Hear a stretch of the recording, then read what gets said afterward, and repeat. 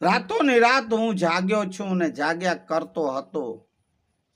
બાબા સાહેબને કોઈએ પૂછ્યું, ભાઈ બાબા તમે કેમ આરામ નથી કરતા, રાતોની રાત જાગો છો? બાબા સાહેબ ત્યારે કહેતા, હું એટલા માટે જાગી રહ્યો છું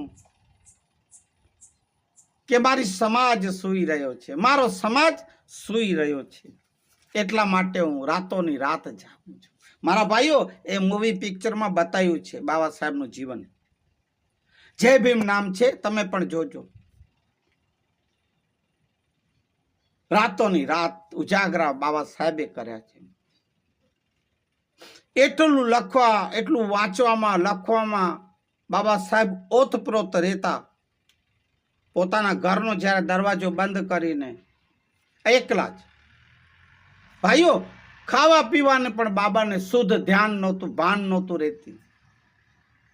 માતાજી રમાબાઈ દરવાજો ઠકઠકાવે, 4-5-6 કલાક થઈ જાય, બાબાના પાણી માંગે ને ચાય માંગે ને જમવાનું ને કાંઈ ભોજન કાંઈ પણ યાદ ના આવે.